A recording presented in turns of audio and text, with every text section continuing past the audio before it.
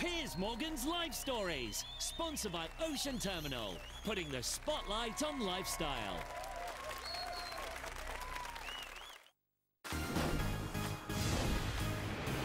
Burt Reynolds, pound for pound, is one of the biggest stars we've ever had on this show. It's the first time I've talked about my life in over 20 years, I think. I want to find out what the real Burt Reynolds is like. He's one of the biggest movie stars in history, huge TV star, dated some of Hollywood's most beautiful women, suffered drug addiction to painkillers. He's done it all. I've had a hell of a life. He's a tough guy in the movies, and he's also been a tough guy off camera. One wrong question and boom. Pearce, be nice to me, will you, for God's sake, or I'll hunt you down and break your leg.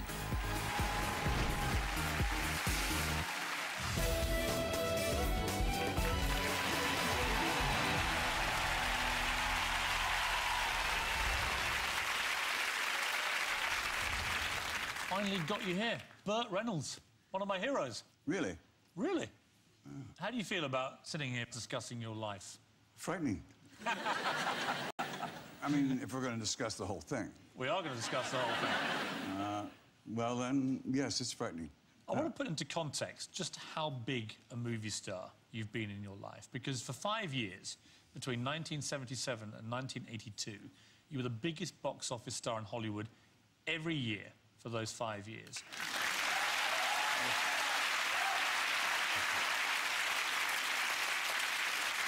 You've had an amazing variety of roles, from Smoking the Bandit to Jack Horner in Boogie Nights, but everything could have been very different had you accepted a part offered to you by Cubby Broccoli in 1969, James Bond. Yes. Yes, in my infinite wisdom, I said to Cubby Broccoli, an American can't play James Bond. It just can't be done. And they really tried to talk me into it. I mean, it was about a 10-minute discussion. And finally, they left. Every night, I wake up with a cold sweat. And if you jerk at me, I go, Bond. James Bond. I mean, it would have. Can you do a British accent?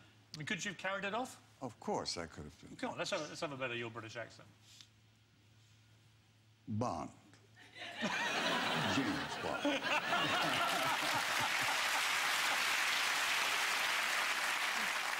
Do you think you made the right decisions for you and your career? No. No, I don't. I think I took the part that was the most fun. Oh, this would be fun. I didn't take the part that would be the most challenging. And if I've learned anything, I've learned that. You turned down some of the biggest roles in Hollywood history. One was that you were offered the part of Han Solo in Star Wars. Yes.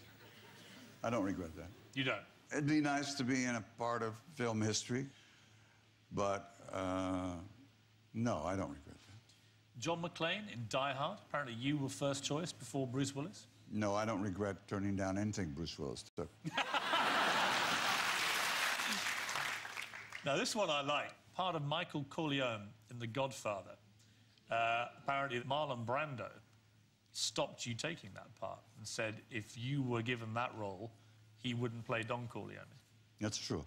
Is that a true story? Yes, it's true. That is incredible. I really believe he didn't think I had the goods. As an actor? Yeah. The role played by Richard Gere in Pretty Woman? You turned down bed scenes with Julia Roberts, Burt? I saw that the other night, and I thought to myself, damn, I wish I'd... Yes, I wished I'd done that. And there were two parts that you apparently turned down that went to Jack Nicholson. One was McMurphy and One Flew Over the Cuckoo's Nest. The other one was Garrett Breedlove in Terms of Endearment. Terms of Endearment was written for me, and I regret that more than anything. You turned it down because you were in Cannonball Run, and Jack Nicholson won an Oscar for it. And Jack deserved it. Jack is our best actor. I think so. Of my generation, he's the best. When you watched him, even if you love the guy, when you watched him walk up to get the best actor, and you knew you turned that role down, what does that feel like? I can't say the word, but I think Have you talked to Jack about it? Oh, yes. I like Jack. We're friends. He said, what an ass you are. But let's take a look back at your incredible life and career. You got something to say, say it. For more than half a century, the name Burt Reynolds has defined the term film star. Well, he established a certain kind of manhood for a certain generation. He's extremely handsome, extremely sexy, has charisma just, you know, oozing out of every single pore. He was envied by all the other actors. I didn't know I was so popular. Burt is a star, and that's the difference. He's one of the few who you just have to say his first name and you know who he is. By the 1980s, Burt's films were earning hundreds of millions of dollars, and he'd become Hollywood's #1 box office star. People would go and see Burt Reynolds just because he was in the credits. His mixture of rugged good looks and all-action antics gave him universal appeal. He could be in a little action adventure with a lot of laughs. Cars often involved. A quintessential American action man. Women loved him and men wanted to be him, and that's a winning combination. You believed him. You believed him in the Mean Machine. You knew he could play football. You knew he'd be great in a punch-up. But the manly image wasn't complete until the arrival of the famous moustache. He became the icon of the era for this macho man look.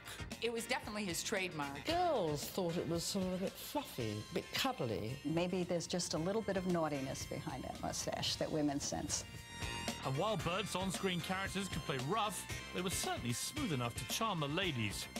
I just couldn't believe that I was getting to work with him and that we just had such chemistry together, because I was never his girlfriend, just his secret lust.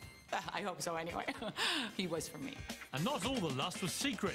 His address book was bulging with the numbers of Hollywood beauties that he dated. Farrah Fawcett, Lonnie Anderson, Sally Field, Oscar winner, and one of the great American songstresses, Dinah Shore. Burt wasn't just a sex symbol. 40 years ago, British director John Boorman cast him as the lead in Oscar-nominated film Deliverance. Deliverance gave Burt status as a leading man in film. Deliverance is the moment when America knows Burt Reynolds can act. This character, Lewis, was a, you know, very macho character, complex in some ways. Machines are going to fail, and the system's going to fail. Then? And then what? Then survival. Who has the ability to survive? Voight made Burt think more deeply, and Burt made John act more spontaneously. We had a certain kind of chemistry. It was very magical that John Boorman put us together. But while waiting for the release of the film, American Cosmopolitan challenged Burt to do something no man had done before. A nude centerfold in a woman's magazine. You gonna be naked? You said, yeah. They're gonna see your tallywhacker? Burt has since regretted the saucy shot, but it certainly went down well with the ladies. You know, everybody was always like tearing open the pages to see. One lovely, luscious helping of Burt Reynolds. Lying on a bearskin rug, all the hairy bits look quite nice.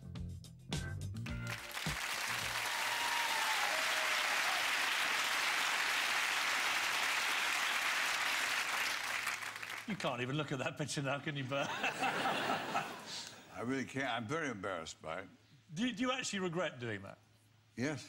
Why? I thought it cost some actors in Deliverance an Academy Award. They put it out in the magazine just before the movie came out, and that was what caused the problems. Yes. For you, because you felt that it was distracting from the movie. Oh, it did distract from it. Distracted from a lot of things. Do you think it cost you an Oscar? It cost the film a lot. I mean, the film deserved more. Voight was incredible. I think it hurt John. I think it hurt Ned Beatty, who certainly deserved an Oscar nomination. I think it hurt me, too. It was just the wrong timing. It's 40 years since you appeared in Deliverance. Do you still think that was your greatest acting performance? Yes. Yes. Well, I'm not sure it's my greatest acting performance. I think it's my best film.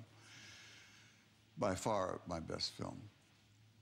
You've always been a very physical guy, on and off screen. Do you think that was why you got cast in this kind of action role? Well, because I started out doing stunts, you know, there's a certain kind of machismo crap that men have. And I'm sure the men in the audience understand this, that you go in a bar, you have a drink, and some guy comes over and says, "What do you do?" And you say, "I'm an actor." And actor just doesn't have a ring to it, does it? I mean, it just doesn't have that sound. So you say, "A stuntman." And that sounds better. Well, we have some amazing footage from the 1973 film Seamus. This is one of the most dangerous things I've ever watched a movie star do.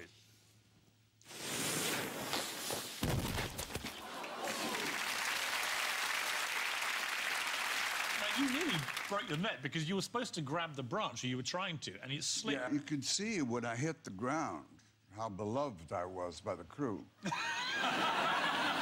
Nobody ran in. I just laid there for a long time, and I broke a lot of ribs and some bones up here in my neck. That particular stunt really should have killed me, yes. Let's talk about the most famous of all your trademarks, that moustache. It's probably the most famous moustache in the history of A movies and B moustaches. One of the theories as to why you grew it was that you looked, when you were a younger actor, incredibly like Marlon Brando. That's you, not Marlon Brando. And the next picture is Marlon Brando. I wanted to meet him. I thought he was the world's greatest American actor. When I met him, he was very rude to me. In what way? Well, I went over and introduced myself. He was sitting in a bar, and I said, "Mr. Brando, I'm Burt Reynolds, and I've always wanted to meet you. I think you're the best actor in the world. And forgive me for interrupting you." And he went,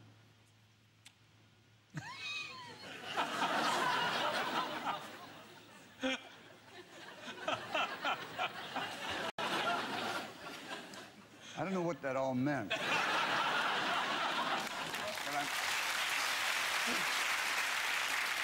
I'm pretty certain that he had no respect for me.